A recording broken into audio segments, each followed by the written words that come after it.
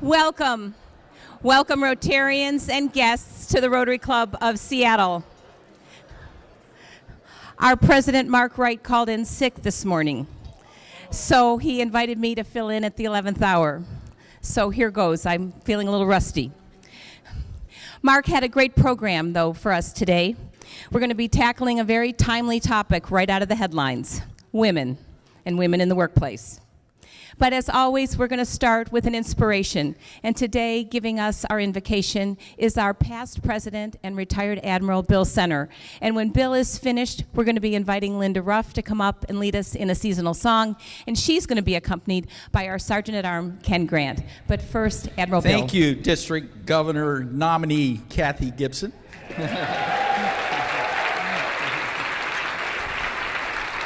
As you can see, Kathy is not the only thing that's back at the podium. We've now entered the season of Advent, a time to quiet our hearts and live in anticipation of peace on earth. To help drown out the turmoil that surrounds us, I offer this updated version of the Serenity Prayer, authored by one of Father Steve's Jesuit brothers, Father James Martin. Let us pray. God, grant me the serenity to accept the people I cannot change, which is pretty much everyone, since I'm clearly not you, God, at least not the last time I checked. And while you're at it, God, please give me the courage to change what I need to change about myself, which is frankly a lot, since, again, I'm not you, which means I'm not perfect. It's better for me to focus on changing myself than to worry about changing other people, who, as you'll no doubt remember me saying, I can't change anyway.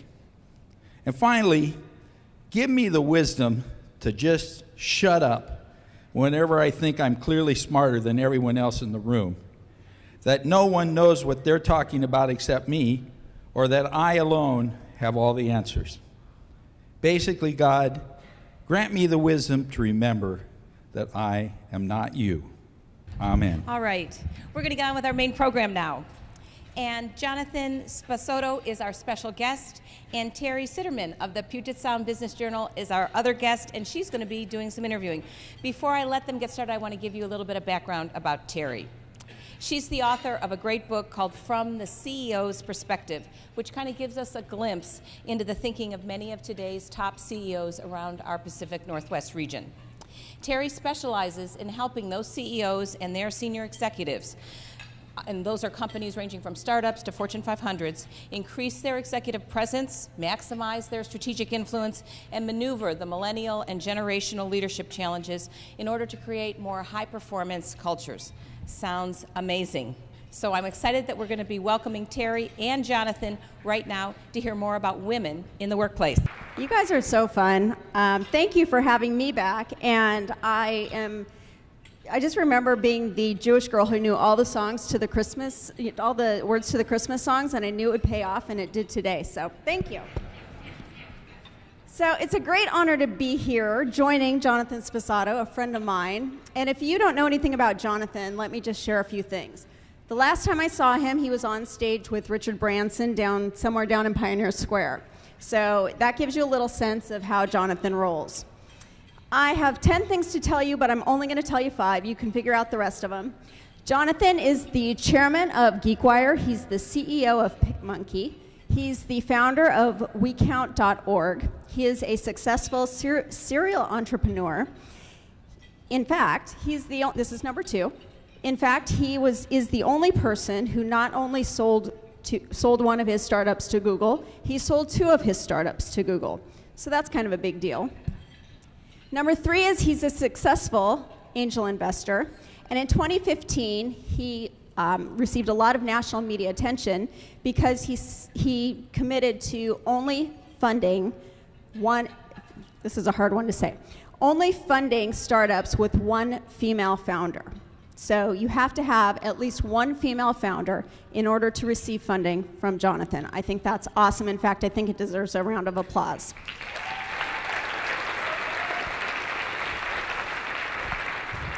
Number 4, Jonathan is a Whitman College graduate. He's received all kinds of recognitions and awards, and recently University of Washington recognized him as with the Man of Integrity Award. Lastly, Jonathan is a new author.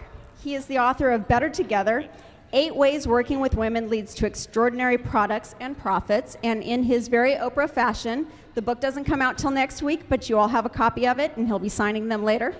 So on that note, Jonathan Sposato, please join me.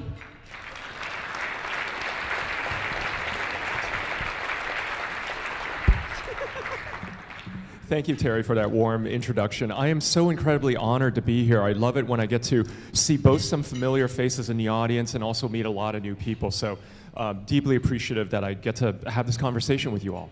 So thank you. So let's just call the elephant in the room. We've been reading the newspaper, we've been looking at the headlines, and there's all kinds of people who are, I mean, I don't even need to tell you, you all know what I'm talking about. So there's a systemic problem that's finally come to light. Yeah. That's one of the things that's going on. There's a few other things. I'm just kind of setting context for our conversation. This year, the 2014 Fair Pay and Safe Workplaces Order, which enforced equal pay laws and exposed biased pay practices, was rescinded on March 27th. And the statistic that I absolutely hate, but continues to be true, is that women will have parity with men in the C-suite in the year 2085, which is true and still 68 years away. So let's talk about your book. Yes, that's right. So I actually think that I make this sort of statement about the fact that I think issues of gender and gender equality and where women and men can thrive together in the workplace, in workplace cultures, where there's no fear of sexual discrimination or sexual harassment is the #1 unsolved social issue of our time. And that's right, that's right. So we currently have a situation, as you alluded to, where it feels like in the year 2017, almost 2018, things should be better, right? Does it seem right that for every man's dollar, women are still only earning 79 cents? And that's for white women. If you're a woman of color, you're talking, if you're African American, it's like 67 or 65 cents. If you're Latina, it's like 55 cents to that dollar. So that's in the year 2017. Furthermore, in the Fortune 500, 500 of the companies that are the engines of industry in our economy and contributing to 100% of our US GDP, of those 500 companies, only 24 CEOs are women. Only 24. Those of you who are quick at the math, it's like just a little over 4%, right? And at the same time, I'll give you one more last stat, which is very, very sobering. The Kapoor Institute Research Center down in California, a great, great place, just published a few months ago, just in time to make it into my book before it went to print, that there's actually every year in North America, $14 billion lost. That's a fully burdened cost that relates to job training, retraining, hiring a person to replace that person, lost salaries, lost revenue.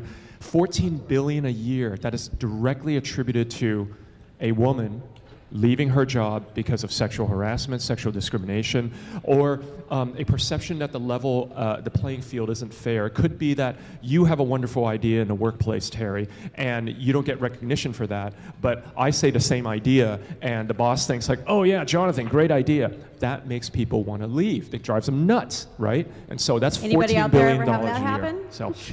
So I think it's high time that I do think that we have a time of reckoning right now, and let's move the ball forward. Let's be better together and make some change finally.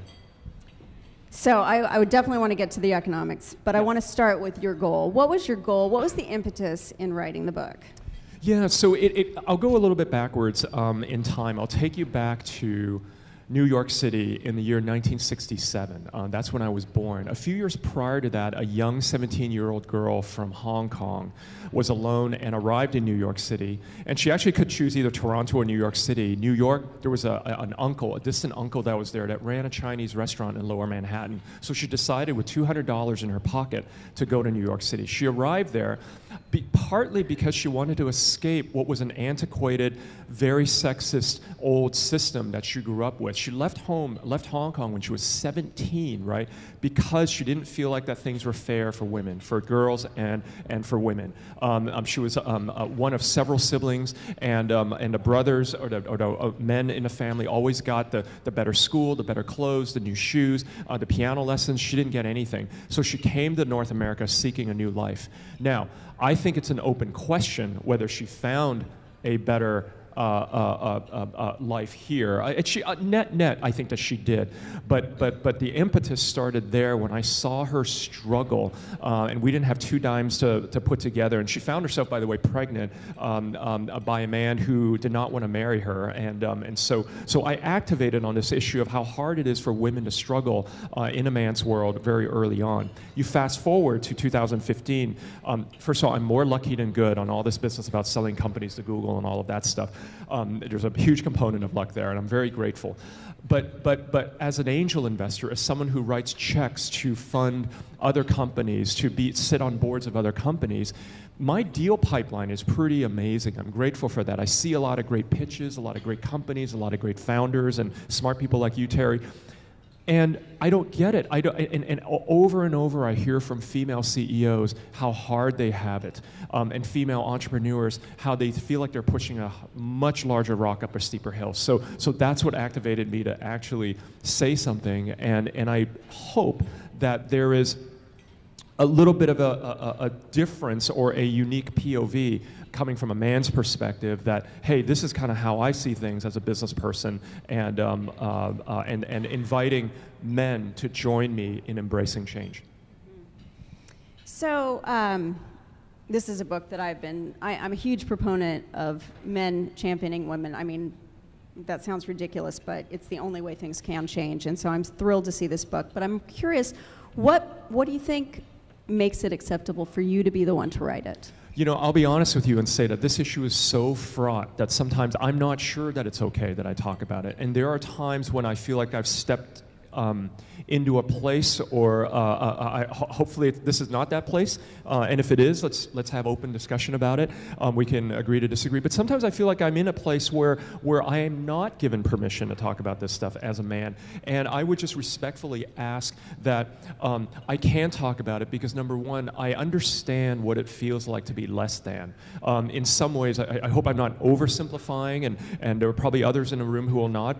But being someone who is a minority, a person of color, I can relate to what it feels like to grow up and feel less than, and to feel that I'm not the norm. And so in that way, I can relate to women feeling the same way. I've told you my personal story of my mom. I've also feel like that what has been happening for decades since the time of the suffragettes is this notion where women have been just convicted and very vocal and passionate about these issues, and yet change doesn't happen because the men have not actually activated and turned that corner. And so I think that by hopefully being a man to talk about it and inviting other men to join me in embracing change, that we can move the needle forward more. And I'm just curious, when you say permission, whose permission do you feel like you might need? Well, the permission of other women, actually, less the men, right? I worry. It's more that there are. If you want to really get into the nuance of it, and there's differences in terms of the generations. There's sort of that more Gloria Steinem generation. There's the younger women who there's sort of, and then there's people who are in between, women who are in between who sort of normalize to like, well, I don't identify as a feminist, so how do I sort of look at this issue? But mostly, there are a lot of different perspectives on how a man can actively participate in this discussion, and so I would say, in some, the permission of some women who feel like, wait a minute, the sisterhood is strong. We don't need you. And by the way, are you mansplaining? Is this yet another example of a man kind of stepping in a room like, I can tell you what to do? I hope that I'm not doing. Right. So I hope I'm not doing that. And again, I would use other things as analogies. I never, so I married a non-Asian woman, and I actually love it when she pays attention to issues that Asian Americans have confronted. Like, you know, she asked the other day, she's a documentary filmmaker, and she was like, you know, there hasn't been a really good documentary film made about the Japanese internment so many years ago, and I think that that's an interesting topic that we should revisit and talk about. So I never mind when somebody else who is not me picks up the baton and runs with it, and so hopefully that's the same with this issue. So I just want to kind of crystallize that point, because this is a new thing that I just learned from several men I'd been talking to about the fact that they feel there's a need for permission or an invitation to use their power and use their influence. And as a woman, I didn't realize that was necessary. So for all the women in the room, this is a really important learning and takeaway, that make sure you're inviting men into these conversations, because they can help, they will help, but they need to know they need to help or want to help. Oh, let's keep going. Okay, so tell me what the biggest learning was for you personally in this journey of writing the book. There's a lot. To distill it down to one, because I know that in the interest of time, I want you to walk away with something amazing, and that is that there's all this new research, literally things that have just come out in the last year or 6 months that will blow your mind, and they're in the book, right? I cite this stuff, that will blow your mind about the amazing amount of value that you can unlock in American business or any business if you simply have women present. Let me just give you a taste. There's just a couple of those points. One is a Boston trading firm, this is a financial services firm, did a long-term 12-year study where they followed 80 female CEOs, right, and just tracked their progress, return on equity, a bunch of KPIs, return on equity, profitability, margins, et cetera. And on everything, they were positive, multiple digit percentages above their male peers on the S&P 500. Return on equity from these 80 female CEOs against their male peers on the S&P 500, that alone was 226%. 226% better on return on equity. I mean, I don't know of a better way to make money than that, right? You know, return on equity, you're not taxed on ordinary income, it's long-term capital gains. When you hear about these unicorns that are valued at $1.2 billion, that's return on equity, right? So that's one point. Credit Suisse recently, like within the last year, came out with a similar data that they've done in their research, which is that here's a company, publicly traded, privately held, big, small, different segments. Here's a company with a bunch of just only men on their board. Here are companies where they have at least 3 women on the board. Just not sure exactly what these women are doing, but they're present, right? 3 women, that's it. Just have them in the room, in your boardroom. And the latter group of companies outperforms, again, return on equity, profitability, et cetera, by over 46%. So those are things that I want to leave you with to consider as what kind of value can we unlock by simply having more women at the seat with a seat at the table and advancing more women into leadership positions on boards as CEOs in your C-suite. So common sense would dictate, and this is something that Warren Buffett talks about all the time, the better the performance when women are involved, right? So help me understand why why isn't this happening? Yeah, this is a very apropos question, because one of my most admired leaders, whom I quote extensively in a book, is Charlotte Guyman, who is very good friends with Warren Buffett, and Charlotte is on the Berkshire Hathaway board. Charlotte and others talk about this issue where potentially it's not acknowledging the problem. There's 2 things. There's, number one, sometimes there's a lot of sort of inertia and resistance to acknowledging that, hey, this is a problem, right? When I made my statement in 2015, it was covered in a lot of national press, and if you want to develop a thick skin, what you do is be quoted in the national press and then have that be on the internet and look at all of the comments. Look at the 300 to 400 comments. People will say all kinds of stuff because it's the internet. But the valuable point was that it really taught me, there are a lot of well-meaning guys, but this is what they really think. They think, oh, come on. My company's a total meritocracy. If there's no women present, it's because they're not good enough. People have said that. Or, you know what, there's a pipeline problem, right? I just can't find qualified women. Well, I say, actually, there's a lot of great stats in the book how there's not a pipeline problem. There are more women graduating from college. There are more women, just as many women now graduating with STEM degrees as men. That's really gone up in the last few years. And in computer science, that's also really gone up. Ed Lazowska will cite stats there. So it's not a pipeline problem. It's a matter of looking harder and listening louder to women that show up. Your first chapter is called Men, what is it called? Men Must Change. And we know change is hard for people, and by people I mean men. And so just throw out some tips on how men can, I mean, there's a lot of enlightened men in this room. I know a lot of them are here. But how can they really be a torch carrier? How can they really be someone who opens the door? This will make it memorable, right? I think there are a number of things that men can do. One of the things that I talk about quite a bit is how to remove unconscious bias at the very top of your funnel at the stage of recruiting. And I think that there's all kinds of ways that we don't know it. And we don't know it ourselves. And I actually talk about it in my book using myself as an example of how I was part of the problem. So when I started Geekwire with John and Todd, we're scrappy, we're growing, and now 8 years later, we've got millions and millions of page views every month, and we've got a large, we've got a great team. But a few years ago, there was a young woman who was amazing. And she always seemed, I couldn't put my finger on it, but to me, she always seemed a little lightweight. Right? She didn't seem to have gravitas, right? And so Charlotte Guyman, the Berkshire Hathaway board member, will talk about how we unconsciously map. We sort of have these traditional, conventional notions of what it means to be a leader, what it means to be successful. And it might mean being assertive, right? Being loud, right? Being a go-getter, right?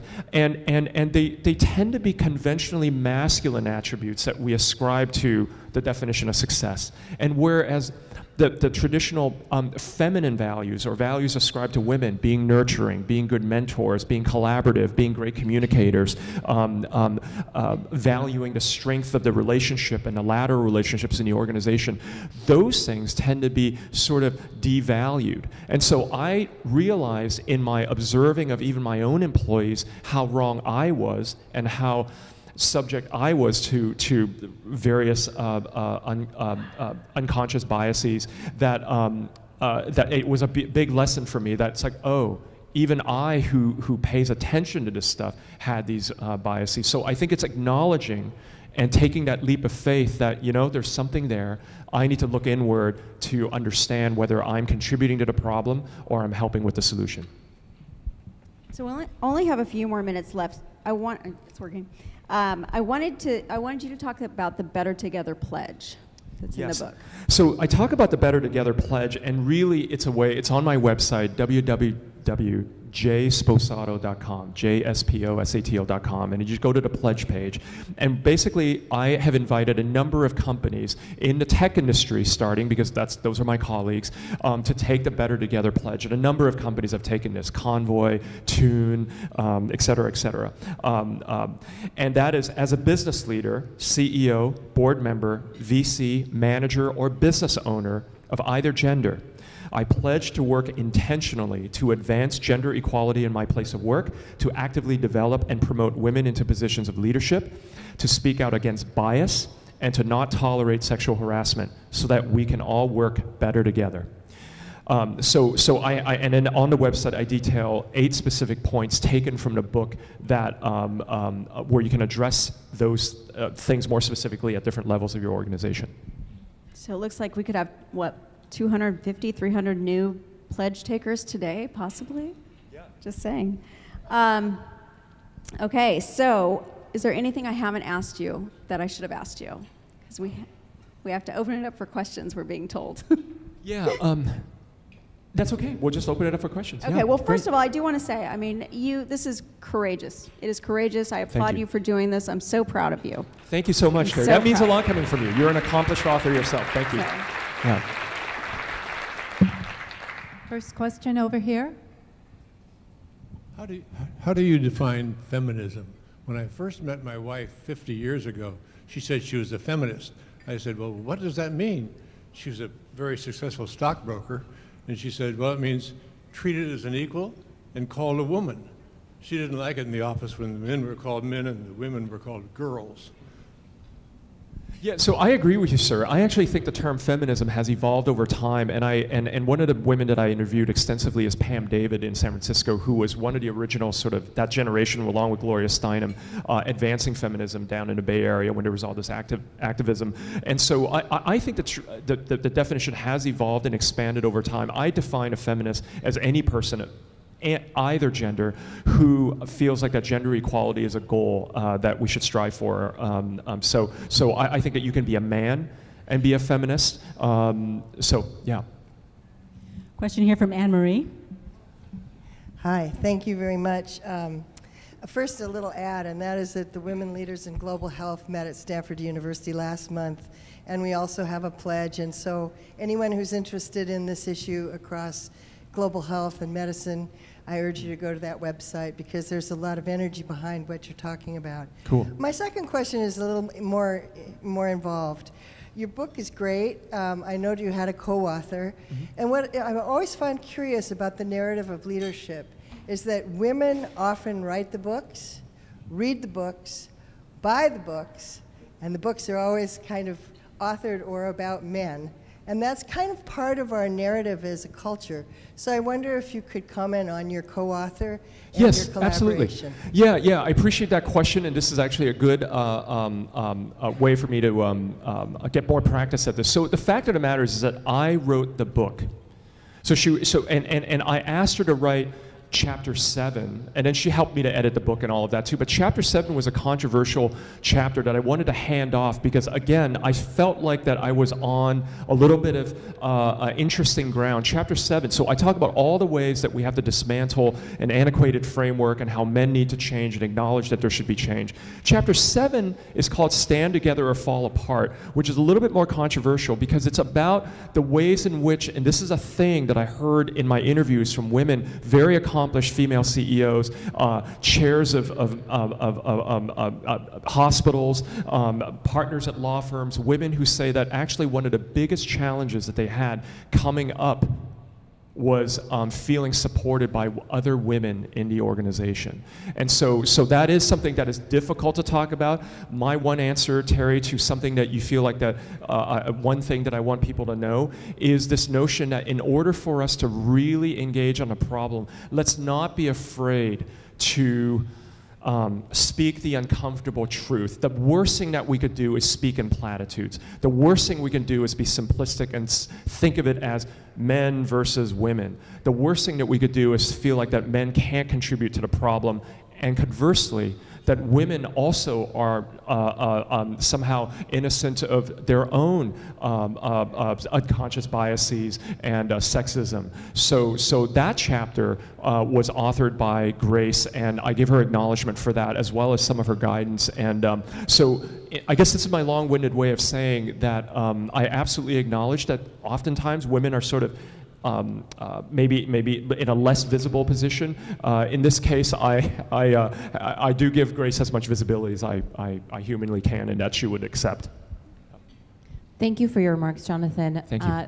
I have a question turning towards the tech sector, because sometimes we might think that this is just one, maybe it's a financial industry problem or this type of industry, but it's also being experienced in the tech sector, specifically within security technologies and cybersecurity, and there's ceilings for women. There's been a lot of research on that. In our tech companies, how do you suggest we move forward to get women to the C-suite? Yes, so you're absolutely right. In fact, one of the other catalysts to writing this book was that I sort of felt smugly, hey, I'm in the tech sector. We're so progressive and cool. Not at all. In fact, we're kind of backwards. That I'm seeing these same things happen over and over again. Uber, there's instances at Google, Facebook, Snap, on and on and on. And Linda Kozlowski, who is the COO and one of the co-founders of Etsy, again quoted pretty prominently in my book in the first chapter, talks about how part of the problem is that we're so darn young and that there's no separation between the dorm room or the garage where you hatched your idea and all of a sudden you're worth $1 billion, right? And so that there's no separation where of the things that are kind of allowed to happen in college and in the dorm room versus at the office. So I think the tech industry is in itself sort of a petri dish, as it were, of the problems all of the problems that we face in 2017. The answer to how do we fix that in the tech industry is, so my good friend Ninian Wang was harassed by Justin Caldbeck of Binary Capital. I am so proud of, and she appears prominently in the book and is interviewed. I'm so proud of what she did, which was that she was not afraid to speak up, and she was not afraid to also rely on the sisterhood, Ellen Powell and Cheryl Ye and others who had also, and Susan Fowler, at Uber, to then band together and using technology, using social media. All they did was tweet and retweet and tweet and retweet. Something like, I think in the book I have the number, it's something like 5 or 6 days straight. And that got the attention of Pandal Daily's Sarah Lacey, who thought there's something to this story. She started writing about it. And quite frankly, if you look at I can't help but conflate all of these together, but if you look at Charlie Rose and Matt Lauer, and you go all the way back to Harvey Weinstein, all of a sudden, I think it really started earlier this summer with Ninian Wang and Cheryl Ye and all of those tweets. And so I think not giving up, pushing passionately on getting your story more visibility is one thing, and secondly, I think it's having more of these conversations. Just like here, I plan on speaking more at tech conferences. Obviously, Geekwire is a big platform for me. So, yeah. Question from Trish Bostrom. Thank you so much for speaking, a subject that I love. Thank you. Wondered have you noticed attacks on Title IX, and are you doing anything to preserve Title IX? Am I doing anything to preserve Title IX? Did I understand your question? Do you understand? Do you remember what Title IX was? I do remember what. Yeah. That's okay. Title IX was the law which allowed equal opportunity for women in any educational programs throughout the United States in education, but it opened up the law. That's right. That's exactly right. Yeah. Everything to women. So just wondered your ideas regarding that. Yeah. So I think. Okay, so first of all, I appreciate the question, and I am familiar with Title IX by way of my role at Whitman College as a trustee. We talk about this a lot. I guess my answer is all of these individual things, even the thing the laws that's being rescinded, they are small parts of an overall framework that I believe is missing. A lot of people don't notice. In fact, I think the stat is 78% of Americans don't realize that the Equal Rights Amendment has not yet been nationally ratified. It is the year, again, almost 2018, and the ERA, Equal Rights Amendment, the only thing that would constitutionally guarantee the equality of women and men, that has not happened or nationally been ratified. It has to happen at the state level, and you have to have a certain majority, like a supermajority, I think it technically is, and then it gets constitutionally added as an amendment. That has still not happened, and it has failed every single year that it's been brought to legislation. So I think that when that happens, again, I talk about that in the book, and Pam David features in that one, that's when you will see a lot of these things sort of align underneath. That's a great question. I appreciate it. Yeah. So on that note, which was a tough question, we need to wrap it up. I will absolutely say this is an amazing book. It's the holidays. You have a lot of people in your lives who would love this book and need this book. So please, this is my plug, not Jonathan's. He didn't know I was going to say this. But please, I mean, it's an awesome book, and it's an important book, especially right now. Yeah, and I appreciate it. So my publisher wants me to say this. I'm sorry. Bulk orders of 250 or more. I will come speak at your company or organization or a private dinner, whatever you want, but bulk orders of 250 or more. So thank you. Thank you, Terry, and thank you, Jonathan. And Jonathan, I'm going to give you a gift certificate. It represents 150 pounds of food that has been donated to Rotary First Harvest. Awesome. And it represents 300 healthy servings for those who have food insecurity in our community. Thank you so much. An honor to be here, and I'm really touched. And by the way, I also just want to add that I'm so touched by the work that that I just witnessed with the tiny houses, and I will follow up with someone to see if there's a way that I can actually help with a site or Yeah. Oh, absolutely. This is a passion area of mine. So thank you. Thank you for all that. Yeah. That would be great. And thank you, Terry, for facilitating. Well, in closing, I'm sorry today that Mark Wright isn't here, because I wanted to thank him for nominating me to be a candidate for district governor here in our district. But I'll catch up with him. But I also want to take this opportunity to thank all of you, my fellow club members, for voting in favor of Mark's nomination last month.